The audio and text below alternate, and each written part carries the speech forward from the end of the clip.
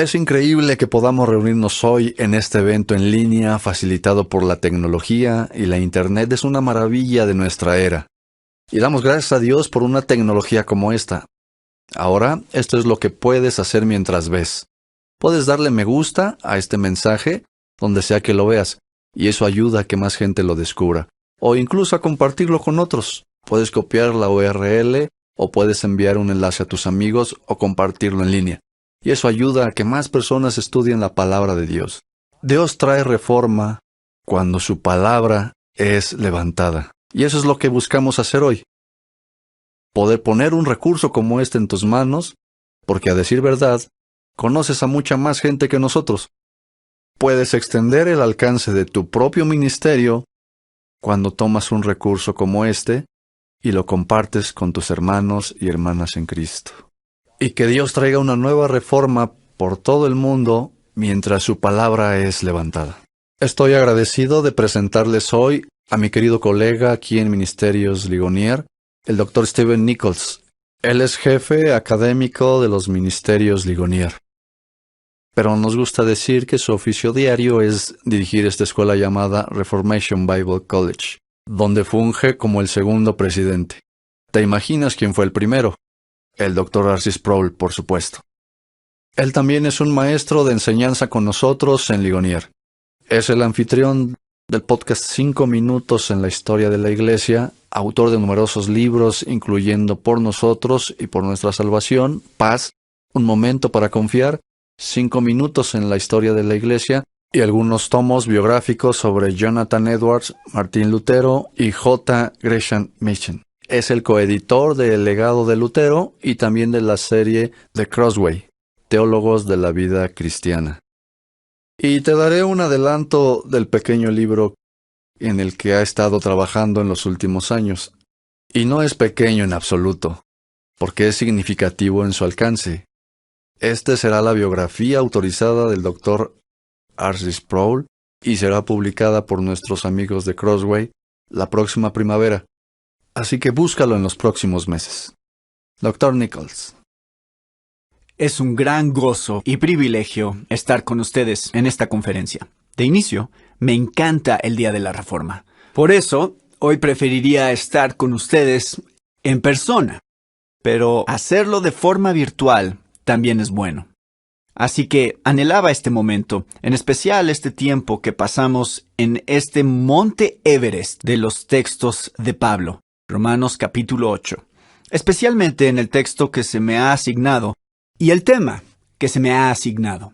Examinaremos Romanos capítulo 8, versículos 18 al 25, y vamos a estar considerando el tema, el gran tema de la gloria de Dios y la gloria que ha de ser revelada. Por favor, busquen en sus Biblias la epístola de Pablo a los Romanos. Comenzaremos en el capítulo 8, versículo 18, y leeremos hasta el 25. Pablo escribe: Pues considero que los sufrimientos de este tiempo presente no son dignos de ser comparados con la gloria que nos ha de ser revelada. Porque el anhelo profundo de la creación es aguardar ansiosamente la revelación de los hijos de Dios, porque la creación fue sometida a vanidad, no de su propia voluntad, sino por causa de aquel que la sometió, en la esperanza de que la creación misma será también liberada de la esclavitud de la corrupción a la libertad de la gloria de los hijos de Dios. Pues sabemos que la creación entera aún gime y sufre dolores de parto hasta ahora. Y no solo ella, sino que también nosotros mismos, que tenemos las primicias del Espíritu, aún nosotros mismos gemimos en nuestro interior, aguardando ansiosamente la adopción como hijos, la redención de nuestro cuerpo. Porque en esperanza hemos sido salvos. Pero la esperanza que se ve no es esperanza, pues ¿por qué esperar lo que uno ve? Pero si esperamos lo que no vemos, con paciencia lo aguardamos. Ahora, este texto tiene dos palabras que a veces pueden ser desafiantes para nosotros. Una palabra que aparece al mismo principio y una de las últimas palabras del pasaje. Espero que las hayan notado. La primera palabra es sufrimiento. Esa palabra es desafiante para todos nosotros. Aunque tenemos que soportar sufrimiento, no es algo en lo que ninguno de nosotros quisiera apuntarse o particularmente disfrutar. También está la palabra paciencia. No sé si eres como yo, pero la palabra paciencia es difícil para mí. Me gustan las cosas rápidas, me gusta apurarme y hacer cosas, y a veces ser paciente y esperar es difícil. Así que tenemos estas dos palabras, sufrimiento y paciencia. Y en el medio, Pablo lleva nuestra atención a un gran tema, probablemente uno de los temas más grandiosos de toda la Escritura, y ese es la gloria de Dios. Él quiere ayudarnos a entender tanto el sufrimiento como la paciencia. Quiere que en verdad entendamos cómo debemos vivir en este tiempo presente, teniendo una perspectiva eterna, enfocándonos y poniendo nuestra esperanza en el eterno peso de gloria que ha de ser. Ahora, antes de seguir avanzando en este pasaje y profundizando, quiero decirles desde el comienzo que Pablo nos está diciendo aquí la realidad fundamental de la vida cristiana. Y esa realidad fundamental de la vida cristiana es que en esta vida y en este mundo tendremos sufrimiento. Ahora, lo menciono porque creo que esto es muy crucial para que lo enfaticemos y lo notemos. Hay una atadura en Centroamérica y Sudamérica, y esa atadura es el Evangelio de la Prosperidad. Es una mentira de Satanás, es un enemigo del Evangelio, y mantiene a tantas personas cautivas. Esta promesa vacía de prosperidad en esta vida, como se enseña que esto es lo que es el Evangelio. Es una mentira que tiene a muchas personas cautivas. Y debemos notar que en ningún lugar de la Escritura encontramos apoyo para el Evangelio de la Prosperidad. De hecho, pasa todo lo contrario. Miren lo que Pablo dice. Él no lo deja abierto a debate. No lo deja abierto a discusión. Simplemente lo afirma. La primera línea del versículo 18 dice, pues considero que los sufrimientos de este tiempo presente, en esta vida, tenemos trabajo duro, tenemos problemas, tenemos dolor y tenemos sufrimiento. Y el Evangelio promete el perdón de los pecados. Eso es prosperidad. El Evangelio promete libertad en Cristo. Eso es prosperidad. El Evangelio promete que la justicia de Cristo es nuestra. Esa es la prosperidad suprema. Pero en ningún lugar el Evangelio promete libertad del sufrimiento, dolor, trabajo, problemas y persecución. De hecho, las páginas del Nuevo Testamento son muy claras al decirnos que estas cosas van a ser parte de la vida.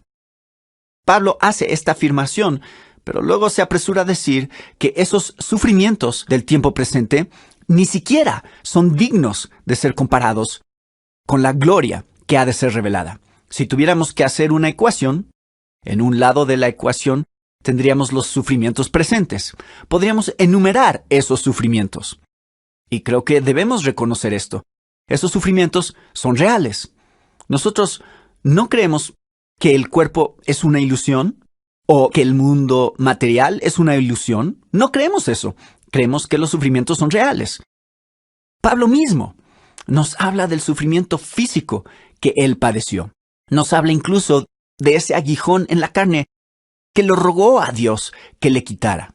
Vemos el sufrimiento en las páginas de la Escritura, así que podemos escribir este balance general y en un lado de la ecuación poner los sufrimientos, las pruebas, los problemas y las persecuciones. Y sin importar qué tan larga esa lista sea o qué tan pesada esa lista sea, no hay comparación, ninguna comparación con la gloria que ha de ser revelada. Ahora, esta palabra gloria, la palabra hebrea del Antiguo Testamento, tiene la idea de peso, de pesadez, de seriedad, de algo que puedes sentir, que pesa sobre ti. Y de lo que estamos hablando es del peso eterno, del ser eterno, y esa es la gloria. Recuerdo que cuando estaba aprendiendo matemáticas teníamos que aprender relaciones numéricas y tenías la boca del león, como decía el profesor, había que hacer que esa boca abriera del lado de la ecuación que era más grande. Así que mantengamos esto simple. Volvamos al 1517. Tenemos el número 15 y el 17 para celebrar el Día de la Reforma. La boca del león abre al 17 porque es mayor que el 15. Ahora, cuando hablamos del eterno peso de gloria, en este lado, comparado con nuestro sufrimiento presente, no es la boca de un león, es como la boca de la ballena más grande del mar de cara a la gloria de Dios. Pablo quiere que veamos esto porque, de nuevo, estos sufrimientos son reales.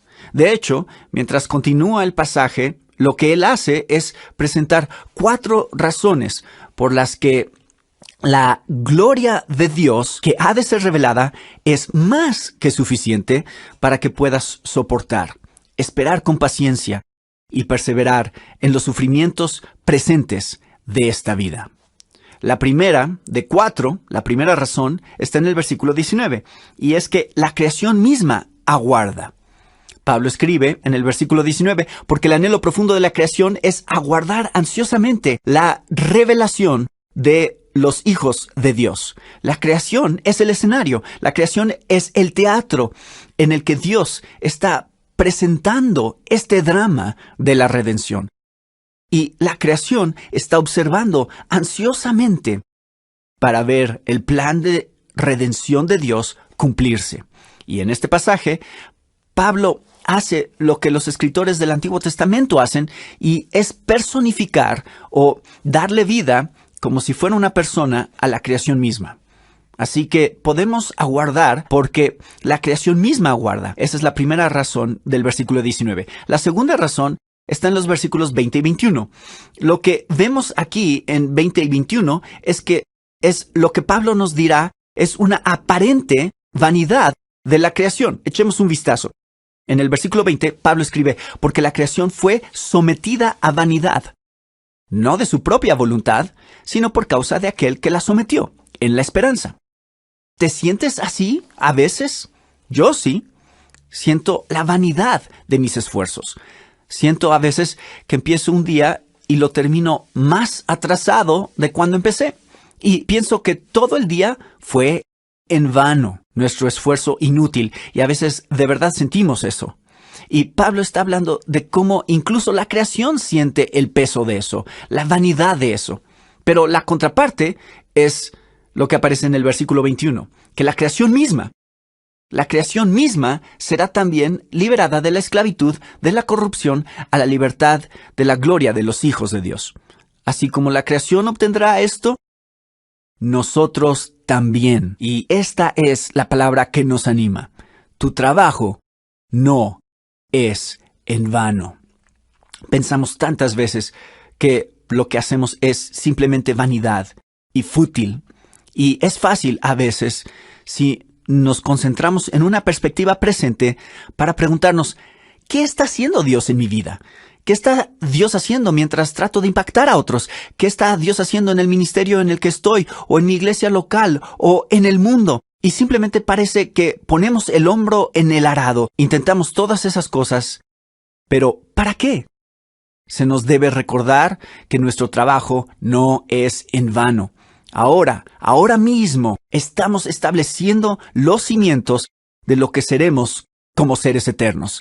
Estamos ahora estableciendo los fundamentos de lo que experimentaremos en la eternidad. Y a veces, las apariencias dicen lo contrario. Podemos sentir que es inútil, pero debemos recordar que no lo es, que Dios está bendiciendo nuestros esfuerzos. Dios está tomando todo lo que hacemos. Nada en nuestra vida es desperdiciado. Dios está usando todo eso para lenta, pero seguramente llevar a cabo su perfecto plan de redención. Su perfecto plan de redención en tu vida y su perfecto plan de redención para toda la creación. Eso es algo que nos anima. Eso es una motivación para resistir estos sufrimientos presentes. Me parece muy fascinante que Pablo hable aquí de la creación de una forma que la personifica, de manera que le da vida. En cierto sentido, está replicando lo que hace el profeta Isaías. Veamos un texto de Isaías, capítulo 55, versículo 12. Porque con alegría saldréis y con paz seréis conducidos. Este es un mensaje a personas que estaban sufriendo. Estaban cautivas en Babilonia. Luego, bajo los medo-persas, fueron sacados de la Tierra Santa. Su templo fue destruido y lo vieron todo. Este era un pueblo cautivo en el exilio que pasaba por grandes sufrimientos en su tiempo presente. ¿Y qué les dice el profeta? Viene un día en que serán restaurados en su tierra. Mejor que eso, hay una eternidad que viene y ustedes saldrán con gozo. Y miren lo que dice. Dice, los montes y las colinas prorrumpirán en gritos de júbilo delante de vosotros, y todos los árboles del campo batirán palmas. ¿Puedes imaginar eso? ¿Puedes imaginarlo?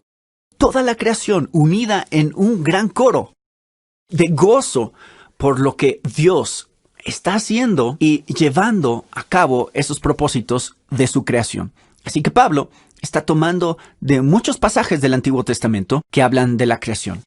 Cuando escucho a Pablo en Romanos capítulo 8, también pienso en el himnólogo inglés Isaac Watts y el maravilloso himno que cantamos en Navidad, Al mundo paz. Hay una línea en uno de los versos de ese himno que simplemente dice, hasta donde la maldición se encuentre. Que Cristo vino para dar a conocer las glorias de Dios hasta donde la maldición se encuentre. ¿Y hasta dónde llega la maldición? Si vamos a Génesis 3, vemos que la maldición cae sobre Adán y sobre Eva, y que esa maldición repercutirá en todas las relaciones humanas. Afectará la relación de Adán y Eva con Dios, la relación de Adán y Eva entre sí, pero también afecta la relación de Adán y Eva con la creación misma.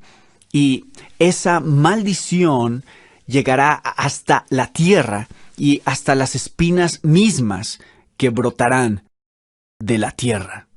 La maldición llega hasta la creación misma. ¿Y qué hace la creación? La creación gime y sufre para que la pesada carga de la maldición le sea quitada y así que ella también pueda entrar en la redención, la renovación y la recreación. Pablo dice que eso es cierto de la creación y es cierto de nosotros. Así llegamos a la tercera razón. La primera es que la creación aguarda, versículo 19. Llegamos a la segunda razón, que la gloria eterna es mucho mayor que el sufrimiento presente al ver que hay una aparente vanidad en la creación, pero es solo aparente. Recuerda, tu trabajo no es en vano.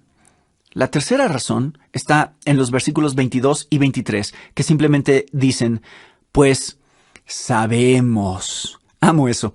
Amo que Pablo diga, necesitan recordar esto. Necesitan grabárselos en la cabeza. Tienen que hacerlo parte de su arquitectura mental.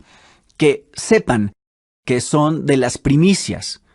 Que sepan que son redimidos ahora, perdonados de sus pecados y que tienen la justicia de Cristo. Son redimidos ahora, pero serán redimidos completamente en la vida venidera.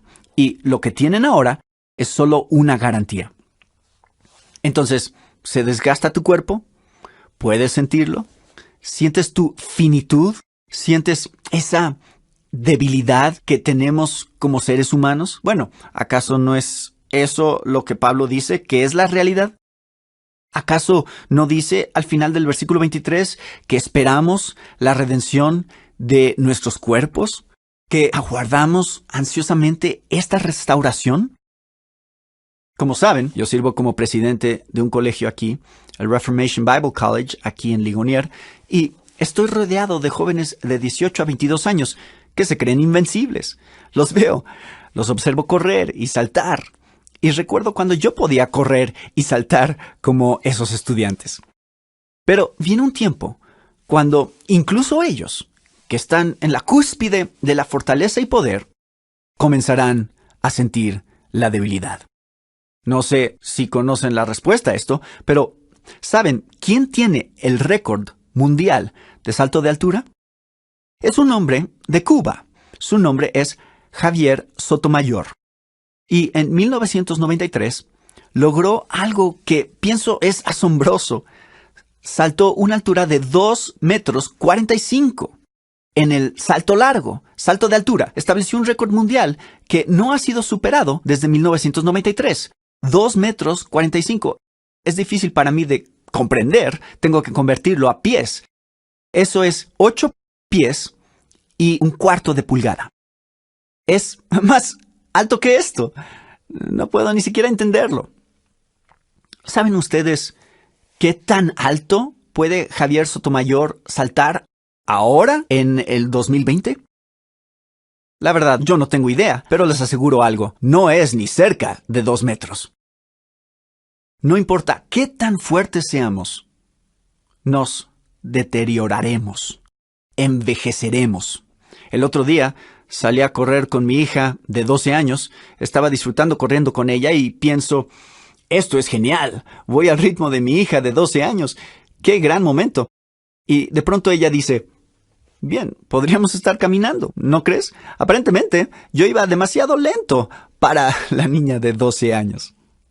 No importa qué tan fuertes hayamos sido, sentiremos la decadencia, el deterioro de nuestros cuerpos. Y para algunas personas, ese sufrimiento puede ser muy difícil de soportar.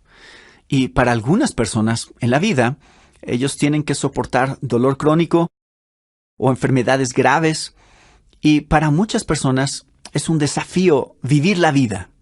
Y lo que Pablo está diciendo aquí es que hay esperanza. Hay esperanza porque estos cuerpos nuestros un día van a ser completamente redimidos. Y lo que es más importante, notemos esto, lo que es incluso más crucial que nuestro deterioro físico o nuestra habilidad de saltar 2,45 metros en el salto de altura. Lo que es mucho más crucial es tener cuerpos libres del pecado. Uno de mis personajes históricos favoritos es Jonathan Edwards, el pastor puritano estadounidense de Nueva Inglaterra, arriba en la costa de los Estados Unidos. Jonathan Edwards tenía un gran mensaje sobre el cielo como un mundo de amor. Y una de las cosas que Jonathan Edwards amaba al pensar sobre el cielo es que cuando estemos en el cielo, seremos, y estas son sus palabras, no sé cómo va a sonar en español, pero me encanta en inglés, su palabra es que seremos desatascados del pecado. El pecado es como un atasco en el desagüe. Impide que cualquier cosa fluya, afecta la productividad y la funcionalidad de esa cañería. Y en el cielo estaremos desatascados, porque en esta vida estamos atascados. En esta vida tenemos cuerpos de pecado. Y en esta vida gemimos por la redención. Y esta es la buena nueva. Esta es la esperanza del Evangelio. Somos redimidos ahora. Y seremos redimidos por completo en el cielo. Recibiremos nuestros cuerpos glorificados y algo mucho más importante que una condición física final es que estos cuerpos van a estar libres de pecado. Tendremos la capacidad de amar a Dios en pureza, en santidad y completamente, como decía Jonathan Edwards, desatascados. Así que aguardamos eso, y lo que Pablo dice es que sabemos esto, pues sabemos que esto pasará. Ahora, ¿cómo sabemos que esto pasará? Al llegar a los versículos 24 y 25, Pablo nos lleva a una palabra que quiere que entendamos. Es una palabra crucial, es la palabra esperanza. Pablo dice, porque en esperanza hemos sido salvos. Siempre he encontrado esto interesante. En 1 de Pedro 3:15, que a veces llamamos el texto clásico de la apologética, es el texto donde Pedro da el mandamiento, da la orden, ordena a todo cristiano a estar preparado para dar razón, para hacer una defensa de la fe. Y la palabra griega que él usa ahí es apología, de donde sacamos la palabra apologética. Pero esto es lo que Pedro dice en 1 de Pedro 3:15. Dice, den razón de la esperanza que hay en vosotros. Cuando busca una palabra que resuma y encapsule el Evangelio, la palabra que Pedro usa es esperanza. Y esa es la palabra que Pablo usa aquí. Porque, vean lo que dice, porque en esperanza hemos sido salvos. Esperanza equivale aquí a Evangelio. Esperanza es, en esta vida, la forma de expresar el Evangelio. Cuando lleguemos al cielo, no necesitaremos esperanza, porque todas las realidades del cielo ya no estarán lejanas, van a estar frente a nosotros. Serán nuestro, iba a decir día a día, pero estaremos en la eternidad. Van a ser nuestra experiencia en el cielo. No necesitaremos tener esperanza, pues todo se habrá materializado. Como hablamos de esperanza a veces, usamos esa palabra casi como sinónimo de ilusión. Como diríamos, y hasta yo diría, espero que Estados Unidos llegue a la final del Mundial algún día. Esa tal vez es una ilusión, pero cuando la Biblia habla de esperanza, esto es lo que puedes ver. Solo sustitúyela por la palabra certeza. Porque cuando hablamos de esperanza, hablamos de Dios. Y cuando hablamos de Dios, hablamos de certeza. Dios es inmutable. Cantamos eso en uno de esos himnos hermosos al decir, tu misericordia ni una sombra de duda tendrá. Si algo cambia, como que se mueve, está a la deriva. Pero en Dios no hay ni siquiera un indicio de cambio, ni siquiera una sombra de variación, pues Dios es inmutable. Cuando lean esperanza, vean certeza, porque Dios es un Dios que guarda sus promesas. Así que tenemos todas estas razones para reconocer que nuestro sufrimiento presente puede ser soportado. Vemos que la creación aguarda. Vemos que, aunque parece haber vanidad en la creación, la realidad es que nuestro trabajo no es en vano. Vemos que en la redención nos fueron dadas las primicias de nuestra redención y ahora anhelamos la redención de nuestros cuerpos y vemos que Dios nos ha dado un gran don, el don de la esperanza. Así que todo esto nos lleva al final de este pasaje. Todo esto nos lleva a cómo el versículo 25 termina.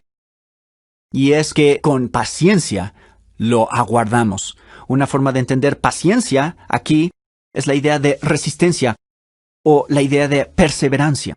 Permíteme ilustrar esto en la vida de dos personas, una que conoces y otra que no. La primera es un hombre al que junto a mis hijos llamábamos Don Jaime. Antes de mudarnos a Orlando, Florida, vivíamos en Lancaster, Pensilvania, y Jaime era un agricultor anciano y era un hombre anciano cuando vivíamos allá, y todos los domingos, sin falta, hablábamos con él después de la iglesia, y Jaime era el hombre más dulce y amable.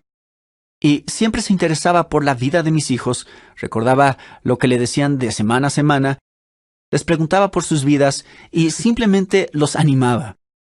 Sabes, no me enteré hasta hace poco que Jaime tenía un dolor crónico, que sufrió mucho en su vida, pero nunca dijo nada. Se paraba ahí, iba a la iglesia todas las semanas, lo que a veces era difícil para él, iba a la iglesia todas las semanas, estaba ahí con una sonrisa en el rostro y animaba a tantas personas como podía mientras caminaba. Él veía que ese era su llamado de Dios, incluso mientras padecía dolor crónico, porque su gozo estaba en Cristo. Me enteré hace unas semanas que Jaime se estaba deteriorando rápido, que estaba en cuidado paliativo y pude hablar con él. Resulta que al día siguiente ya estaría en casa con su Salvador. Pero mientras hablaba con Jaime, él no quería hablar de nada. Solo quería saber cómo yo estaba y cómo estaban mis hijos. Y quería darme una palabra de aliento a mí, aún estando en un hospicio. Quiero que reconozcas esto, quiero que lo entiendas. Nunca subestimes el impacto de la fidelidad apacible de una vida y el ánimo que puedes tener en tu círculo. Veo a don Jaime como un ejemplo de eso.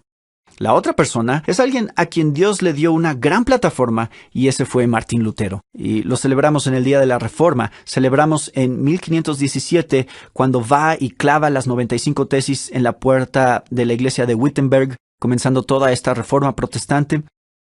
Celebramos que en Worms él fuera firme y valiente. Por cierto, en el próximo 2021 celebraremos los 500 años de Worms, donde Lutero se enfrentó al Papa y al Emperador y dijo: me mantengo firme en la palabra de Dios. Mi conciencia está cautiva a la palabra de Dios.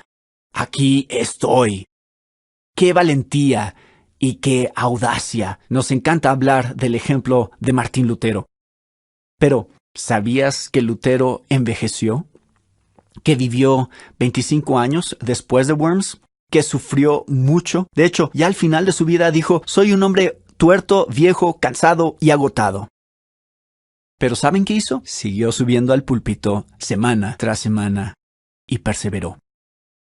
Si Dios te llama a ser como don Jaime, ahí en tu círculo, a simplemente ser fiel y a soportar y a perseverar, usa este texto como una motivación para hacerlo. Recuerda que no hay comparación con la gloria que ha de ser revelada. Y si Dios te está llamando a ser un Martín Lutero y a tener esa clase de impacto, recuerda este texto también, que habrá sufrimientos en esta vida presente. Pero hermanos y hermanas en Cristo, estos no tienen comparación alguna con la gloria que nos ha de ser revelada. Amén. El siguiente expositor es el Dr. Sinclair Ferguson. Él grabó este mensaje desde su tierra natal, de Escocia. Y él es un maestro con nosotros aquí en Ministerios Ligonier. Un querido amigo del Dr. Sproul por muchos años. Y ha enseñado con nosotros en muchas series de enseñanza y también en nuestras conferencias, no muy diferentes a la que estamos haciendo hoy. También sirve como profesor titular de Teología Sistemática en el Reformed Theological Seminary. Previamente sirvió en posiciones pastorales, incluyendo pastor principal de la primera iglesia presbiteriana en Columbia, Carolina del Sur. Ha escrito numerosas obras y sigue escribiendo de manera voluminosa hoy día, incluyendo El Cristo Completo, Solo en Cristo, Dedicados a Dios, Algunos Pastores y Maestros, En el Año de Nuestro Señor y Madurez. Pudiera estar aquí por otros 15 minutos listando todo lo que el Dr. Ferguson ha escrito. Pero vayamos con él mientras nos lleva de vuelta a Romanos 8. Estamos llegando al segundo estudio en nuestra conferencia juntos de este gran capítulo en Romanos 8. Y quiero que en esta ocasión leamos Romanos 8 del versículo 5 al 11. Romanos 8, versículos del 5 al 11. Y si lo estás buscando en tu Biblia, déjame decirte sobre el gran gozo y privilegio que es ser parte de esta conferencia, y especialmente porque estamos estudiando juntos este magnífico capítulo escrito por el apóstol Pablo. Escuchemos lo que la palabra de Dios nos ha dado en Romanos 8. Porque los que viven conforme a la carne ponen la mente en las cosas de la carne, pero los que viven conforme al Espíritu, en las cosas del Espíritu. Porque la mente puesta en la carne es muerte, pero la mente puesta en el Espíritu es vida y paz. Ya que la mente puesta en la carne es enemiga de Dios, porque no se sujeta a la ley de Dios, pues ni siquiera puede hacerlo. Y los que están en la carne no pueden agradar a Dios. Sin embargo, vosotros no estáis en la carne, sino en el Espíritu, si en verdad el Espíritu de Dios habita en vosotros. Pero si alguno no tiene el Espíritu de Cristo, el tal no es de él. Y si Cristo está en vosotros, aunque el cuerpo esté muerto a causa del pecado, sin embargo el Espíritu está vivo a causa de la justicia. Pero si el Espíritu de aquel que resucitó a Jesús de entre los muertos habita en vosotros, el mismo que resucitó a Cristo Jesús de entre los muertos, también dará vida a vuestros cuerpos mortales por medio de su Espíritu que habita en vosotros. Bueno, tomemos un momento para pedir la ayuda del Señor conforme estudiamos estos versículos.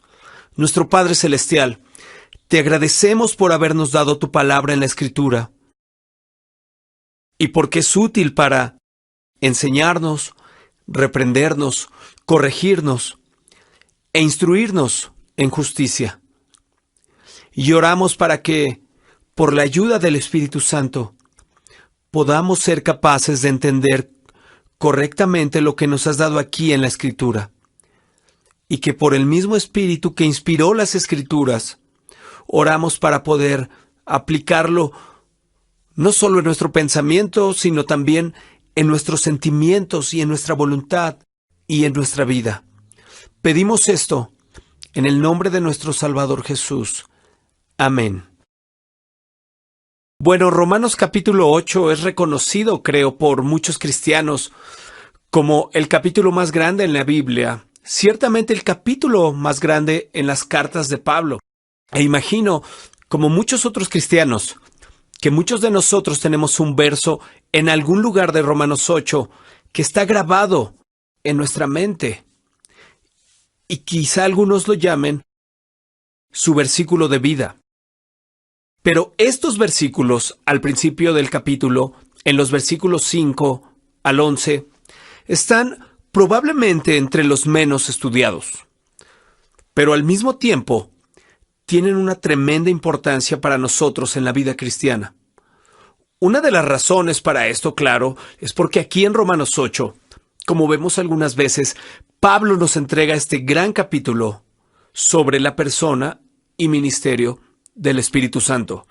Y es de hecho una de las cosas más importantes sobre esta carta a los romanos, que hay una explosión súbita que nos refiere al Espíritu justo al inicio del capítulo 8. De hecho, en los primeros 11 versículos creo que hay 3 veces más referencias al Espíritu Santo que en los primeros 7 capítulos. Pero es importante que reconozcamos que este hecho no desconecta a Romanos 8 de lo que Pablo ha estado diciendo. Y creo que es muy útil que entendamos que lo que está diciendo aquí encaja en un patrón más grande de su enseñanza. La sección central en los primeros 8 capítulos de Romanos se encuentra ciertamente en el capítulo 5, versículo 12 al 21. Ese capítulo explica lo que Pablo ha dicho sobre la pecaminosidad del hombre y su necesidad de salvación, y también sienta las bases para lo que sigue en los capítulos 6, 7 y 8. Y recuerdan cómo en el capítulo 5, del 12 al 21, el apóstol está explicando que el pecado entró al mundo por medio de Adán, y la salvación entró en un mundo pecaminoso por medio de nuestro Salvador Jesucristo. Y todos los hombres o están en Adán, como estamos por naturaleza, o en Cristo, como estamos por gracia. Y él ha terminado su capítulo al hablar sobre la forma en que la gracia reina por medio de la justicia para vida eterna, a través de Jesucristo, nuestro Señor. Y en los capítulos siguientes, él ha estado explicando la importancia de eso. En el capítulo 6 dice que hemos muerto al dominio del pecado. Y aún así, no estamos aún libres de la presencia del pecado. En el capítulo 7, él nos ha asegurado que como cristianos en Cristo hemos muerto a la ley. Pero en el resto del capítulo, él deja claro que ninguno de nosotros es aún perfecto conforme a los estándares de la ley. Así que, aunque hemos muerto al pecado, aún luchamos contra él. Y aunque hemos muerto a la ley, necesitamos seguir creciendo en gracia para que las demandas de la ley sean cumplidas en nosotros, como lo dice Pablo al principio del capítulo 8. Y ahora, en el capítulo 8, él está presentándonos esta maravillosa verdad de que hemos sido libertados de por vida por la presencia del Espíritu Santo. Y aún así, seguimos necesitando, como lo dice más adelante en nuestro pasaje, justo ahora necesitamos seguir luchando contra el pecado de la carne. Entonces, la gloria del Evangelio es que la salvación ya ha sido lograda en nuestras vidas en Jesucristo. Pero como dice Pablo a los filipenses, debemos ejercitar nuestra salvación, por así decirlo, con nuestros pies y nuestros dedos. Y él nos está ayudando a entender en estos capítulos cómo el Evangelio nos transforma de este modo particular. Y lo que está diciendo ahora es que por el ministerio del Espíritu ya no hay más condenación para el creyente. Probablemente notaste lo que dice en los versículos 1 y 2, lo que a primera vista parece raro.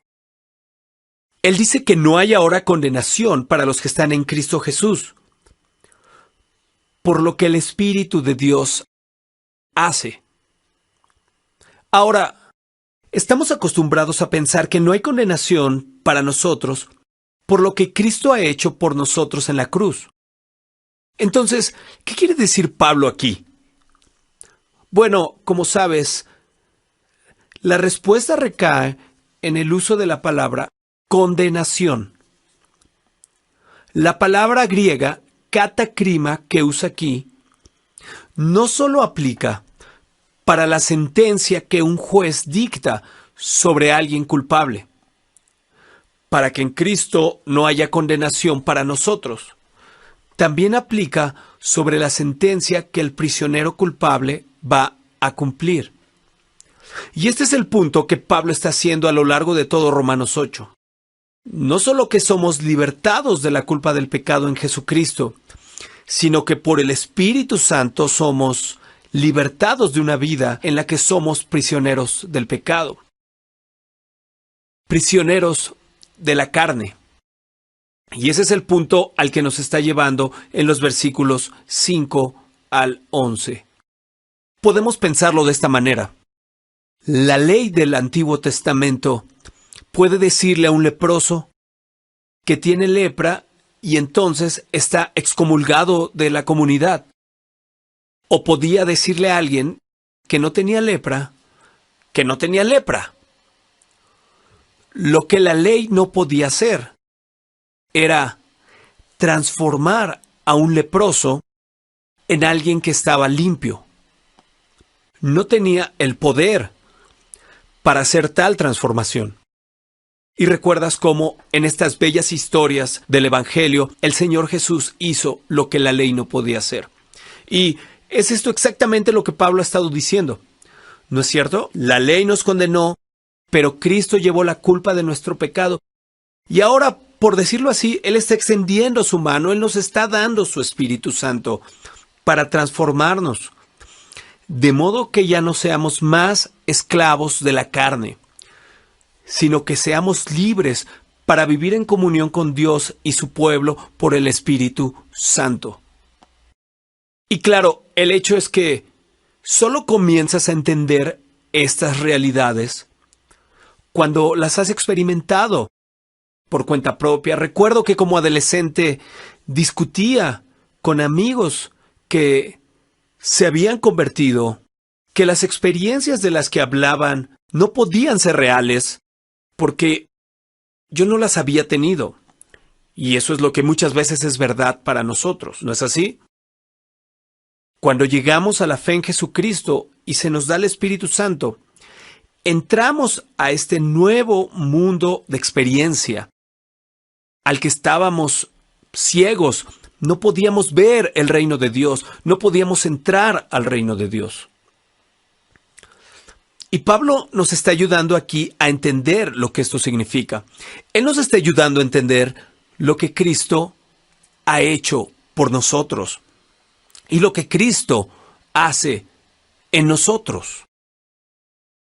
Y como un buen maestro, él lo pone tanto de forma positiva como negativo. Debes haber notado conforme lees las cartas de Pablo que tan seguido hace esto. Él dice, ya no es esto, sino que ahora es esto. Y aquí el contraste es muy obvio. Estás en Cristo, ya no estás en Adán. Estás viviendo en el Espíritu, ya no más en la carne. Mira eso, dice, en los contrastes entre tu antigua vida en la carne y tu nueva vida en el Espíritu Santo. Y quiero que notes 3 elementos particulares, 3 contrastes particulares que muestra en los versículos 5 al 11. El primero está en el versículo 5, donde muestra un contraste en la forma de pensar. Así son nuestras mentes, la forma en la que nuestras mentes tienden a enfocarse en ciertas formas, las formas en las que vemos las cosas. Él dice que el Espíritu Santo transforma nuestra mente. Escucha sus palabras. Él dice que aquellos que viven conforme a la carne lo hacen porque su mente está en la carne, mientras que los que viven en el Espíritu lo hacen porque sus mentes están en el Espíritu. La mente, dice Pablo, en cierta forma es como una brújula. Y la pregunta es, ¿cuál es el norte al que apunta? ¿Es abajo hacia la carne, por así decirlo, o arriba hacia el Espíritu Santo? Normalmente, cuando íbamos a contratar a alguien para un empleo en la iglesia que servía, y yo era parte del proceso de entrevistas, hacía esta pregunta con tanta frecuencia que los otros miembros del equipo le decían a los candidatos que les haría esa pregunta. Y la pregunta era, ¿en qué piensas cuando no tienes nada más en qué pensar? Y Pablo está diciendo que antes de venir a la fe en Jesucristo, nuestras mentes gravitaban hacia la carne, hacia este mundo. Gravitaban hacia ver las cosas a través de estos ojos mundanos. Pero ahora nuestras mentes se mueven hacia una perspectiva totalmente distinta. Recuerdo haber escuchado una ilustración muy impactante de esto hace muchos años en un programa de BBC Radio en Escocia. Era un programa sobre gente famosa describiendo cómo sería el cielo. Y lo increíble es que se le preguntaba a esta gente cómo se imaginaban que sería el cielo. Y al escuchar este programa de 30 minutos, comencé a notar un patrón muy claro. Uno tras otro de estos famosos describieron cómo pensaban que sería el cielo, y ninguno de ellos mencionó la presencia de Dios, porque sus mentes estaban dominadas por la carne, y no, como dice Pablo aquí, dominadas por el Espíritu. ¿No es esta una de las gloriosas transformaciones que sucede en nuestra vida? No es que inventamos esto, es que cuando el Espíritu viene a habitar en nosotros, vemos el reino de Dios, entramos al reino de Dios, experimentamos los poderes de lo que está por venir. Y Pablo está diciendo que produce una forma de pensar completamente distinta. Recuerdo que, como adolescente, leí un libro por John R. W. Stott, Y una frase me impactó mucho en ese libro que decía: el secreto de una vida santa está en la mente.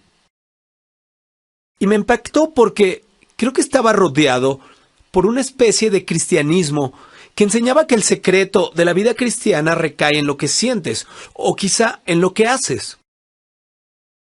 Pero, ¿entiendes cuando lees en el Nuevo Testamento que el secreto de una vida transformada recae en la mente? Recuerdo cómo Pablo más adelante explica que esta transformación no está en lo que sientes o lo que haces, sino en la renovación de tu mente. Y es cuando nuestras mentes son renovadas y son recalibradas por el Espíritu que nuestros afectos son transformados y amamos lo que una vez odiamos, y nuestra voluntad es transformada y deseamos lo que una vez despreciamos.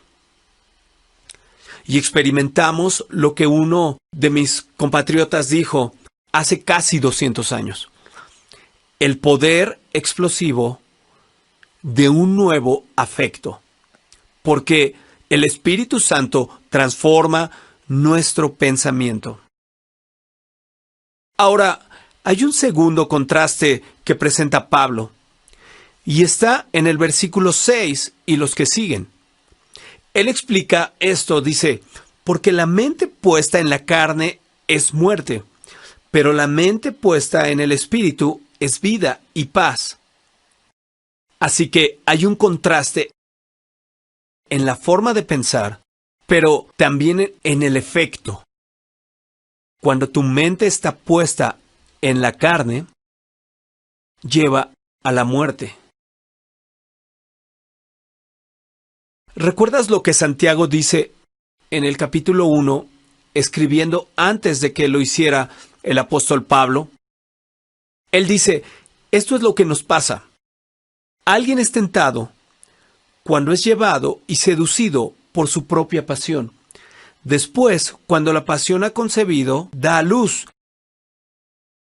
Y cuando ha dado a luz el pecado, y éste es consumado, engendra la muerte.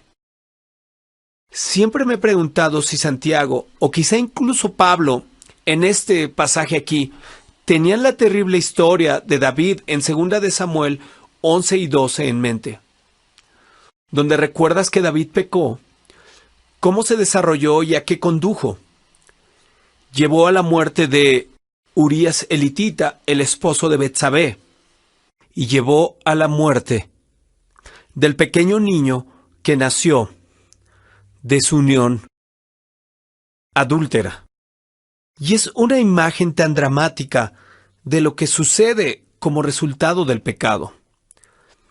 El pecado no solo produce en nosotros una mente conforme a la carne, sino que el pecado en última instancia produce muerte espiritual. Y esa muerte espiritual se ve, dice el apóstol Pablo, de esta forma. Él dice que la carne es enemiga de Dios. ¿No es eso interesante? La mente puesta en la carne, versículo 7, es enemiga de Dios, porque no se sujeta a la ley de Dios, pues ni siquiera puede hacerlo. Probablemente todos tenemos este tipo de experiencia. Hay algunas cosas, no solo que no las entendamos, es que ni siquiera queremos pensar en ellas. Puede ser una materia en la escuela en la que estabas interesado en algunas cosas y no en otras, y no podías forzarte, no podías obligarte a estar interesado en esas cosas. Y Pablo está diciendo, esta es la situación del incrédulo. El incrédulo, claro, dice, bueno, cuando llegue el momento, confiaré en Dios y lo seguiré. Y siempre digo, ¿me aseguras que podrás hacerlo queriendo hacerlo ahora? Solo muéstrame que puedes hacerlo ahora. Y por supuesto no pueden hacerlo. Y esa es la tragedia de esta situación, dice el apóstol Pablo.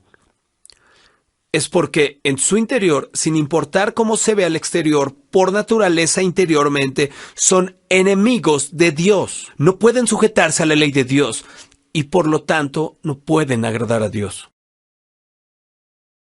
Así que hay un contraste en la forma de pensar y hay un contraste en los efectos. La carne lleva a la muerte. Pero el espíritu, dice el apóstol Pablo, y la mente puesta en el espíritu, lleva a la paz, en lugar de la hostilidad, y a la vida, en lugar de a la muerte. Y amigos, ¿no fue esta su experiencia al venir a Cristo? La paz con Dios por medio del Señor Jesucristo, pero también un tremendo sentido de que la promesa de Jesús se ha hecho realidad. Yo he venido para que tenga vida y para que la tengan en abundancia. Y es solo cuando estamos del otro lado, que ya no estamos en Adán, sino ahora en Cristo, que comenzamos a entender lo que el apóstol Pablo está diciendo aquí. Y él nos está ayudando a verlo claramente al trazar estos contrastes. Un contraste en la forma de pensar y un contraste en los efectos. Y tercero, hay un contraste en las explicaciones. ¿Cuál es la explicación para esto? Bueno, él comienza a decirnos en los versículos 9, 10 y 11. Dice que la explicación es que ya no estás en la carne, sino en el Espíritu, si el Espíritu de Dios habita en ti. Piensa en estos dos términos, carne y espíritu, como dos naciones. La nación de la carne, en la que una vez viviste, y la nación del espíritu, a la que ahora has llegado. Esto es lo que te ha pasado a ti. Has sido sacado de la nación en la que Adán era el rey y el pecado reinaba en la muerte por la carne. Y has sido traído a la nación del Rey Jesús, donde la gracia reina a través del Espíritu y produce justicia. Y Pablo quiere que entendamos que una vez fuimos ciudadanos de la nación de la carne, pero ahora somos ciudadanos de la nación del Espíritu. Se nos ha dado una nueva identidad en Jesucristo, y esa nueva identidad involucra este glorioso ministerio del Espíritu Santo. Y notarás cómo lo enfatiza. Dice, vosotros no estáis en la carne, sino en el Espíritu, versículo 9, si en verdad el Espíritu de Dios habita en vosotros. Y luego lo refrasea. Y lo dice de esta forma, pero si alguno no tiene el Espíritu de Cristo, el tal no es de él. Y luego lo vuelve a refrasear diciendo, y si Cristo está en vosotros, aunque el cuerpo esté muerto a causa del pecado, sin embargo el Espíritu está vivo a causa de la justicia. Tú necesitas detenerte y pensar en esto. Pablo está diciendo que las tres personas de la Trinidad están involucradas en transformarte. Dios, el Padre, que envía su Espíritu. Cristo, el Hijo, cuyo Espíritu viene a habitar en ti. Y Cristo mismo habita en ti, dice, si el Espíritu de Cristo habita en ti. No sé si el apóstol Pablo conocería siquiera las palabras de Jesús que Juan registra en el capítulo 14 de su Evangelio. Pero ¿recuerdas cómo Jesús prometió que cuando el Espíritu venga, el Padre y el Hijo vendrán y habitarán en el creyente? Harán del creyente su casa. Y esa es la explicación. Que el Espíritu del Padre y el Hijo ha llegado a habitar en mí como un humilde cristiano que ha creído en Jesucristo y ha sido traído del reino de Adán al reino de nuestro Señor y Salvador Jesucristo. Entonces, ¿qué es importante que entendamos de esta explicación? Es que, aunque ahora somos ciudadanos del reino de Cristo, donde reina el Espíritu, la verdad del asunto es que aunque somos ciudadanos del reino de Cristo, donde reina el Espíritu,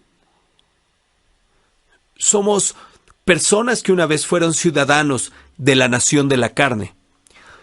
Y como continúa diciendo, en el poder del Espíritu, necesitamos ser capaces de matar, de eliminar las características que teníamos cuando éramos ciudadanos de esa antigua nación. ¿Cómo podremos hacer esto? Es porque, aunque ya no estamos en la carne, sino en el Espíritu nos da poder para vivir para la gloria del Señor Jesucristo. Así que, conforme llegamos al final de este pequeño estudio, permíteme terminar enfatizando dos importantes lecciones que fluyen del pasaje como un todo. La primera es esta: que estos contrastes nos ayudan a ver lo maravilloso de la transformación que nuestro Señor Jesucristo ha hecho en nuestra vida. Y el contraste es útil, ¿no es así? Muchas veces solo vemos las cosas con claridad cuando las vemos por medio de un contraste con su opuesto. Y Pablo nos está enseñando la absoluta maravilla de esta transformación que Dios ha forjado en nosotros, que al no ser ya condenados por nuestros pecados, porque somos justificados en Jesucristo, la vida del cristiano ya no es como cumplir una sentencia, sino como salir de prisión, siendo capaces de vivir cada vez más y más para la gloria de nuestro Señor Jesucristo. Pues lo que la ley no pudo hacer, ya que era débil por causa de la carne, dijo antes, Dios lo hizo enviando a su propio Hijo en semejanza de carne de pecado, condenando al pecado en la carne para que el requisito de la ley pudiera comenzar a cumplirse en nosotros, de acuerdo a la promesa en Jeremías 31. Que no andamos conforme a la carne, sino conforme al Espíritu. Sabes, hablando por mí, esa fue una de las más memorables transformaciones que experimenté al convertirme. Crecí en un hogar donde no íbamos a la iglesia, pero guardábamos el día de reposo. Y era terrible para mí, porque no se me permitía hacer nada. Tenía la ley sin el Evangelio. Y no lo disfrutaba. Me sentía prisionero. Y luego vine a la fe en Jesucristo y ese día transformó para mí en el día de comunión con mi Salvador resucitado, el Señor Jesucristo. Y de un día para otro pasó de ser el peor día de la semana al mejor día de la semana. Y es así como el Espíritu trabaja.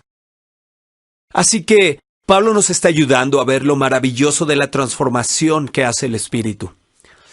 Pero también nos ayuda a ver lo maravilloso de la nueva identidad que se nos da por la presencia del Espíritu. Hay un himno que solíamos cantar en Escocia que tiene esta frase: piensa qué espíritu habita dentro de ti, que la sonrisa de nuestro Padre es tuya. Y me pregunto si pensamos así. Con frecuencia pensamos sobre los dones del Espíritu y la gente quiere el poder del Espíritu. Pero lo que Pablo está enfatizando aquí no son los dones del Espíritu, no necesariamente el poder del Espíritu, sino la presencia del Espíritu, que viene a habitar en mí como el Espíritu de Jesucristo, y ayudándome a entender que fui sacado de esa vieja nación de Adán hacia la nueva nación de Jesucristo, y se me ha dado una identidad completamente diferente, como alguien en quien el Espíritu del Señor Jesús habita. Lo dice muy brevemente en Colosenses 1:27. ¿No es cierto? Dice, oh cristiano, entiende que Cristo habita en ti por su Espíritu, como la esperanza de la gloria. Nunca olvidaré la primera vez que escuché un sermón sobre ese versículo. Tenía unos 15, casi 16 años. Salí de la iglesia, miré a ambos lados de la calle para que nadie me viera, y luego bailé todo el camino a casa por el gozo de pensar, soy alguien a quien se le ha dado una identidad nueva, porque el Espíritu Santo habita en mí y el Señor Jesús ha traído su reino a mi vida. Creo que eso es de enorme importancia para nosotros, pero quizá especialmente importante para los más jóvenes. Nuestros gobiernos gastan billones de libras y dólares en ayudar a los jóvenes a elegir su identidad, como si pudieran. Y esto es algo que hace que alguien joven, hombre o mujer, destaque en este mundo impío, que ellos saben quiénes son, saben cuál es su identidad. Ellos son alguien que han venido a la fe en Jesucristo y en sus vidas habita el Espíritu del Señor Jesús. Y esa es la verdad fundamental sobre ellos. Entonces, amigos, ¿han comprendido esto? Este contraste de las formas de pensar, este contraste radical de los efectos, este maravilloso contraste en las explicaciones y la absoluta maravilla de ser alguien en quien el Espíritu del Señor Jesús habita. ¿Quién no pensaría que la vida cristiana es lo más glorioso en todo el mundo si supiera en quién él o ella se ha convertido? Gracias a la morada del Espíritu Santo. Dios nos ayude a disfrutar lo que significa que no hay ahora condenación para los que están en Cristo Jesús, nuestro Señor. Padre Celestial, enséñanos, oramos a saber quiénes somos, llenos de gozo por tu Espíritu. Ayúdanos a vivir conforme al Espíritu y ya no más conforme a la carne. En el nombre de nuestro Salvador Jesucristo oramos. Amén.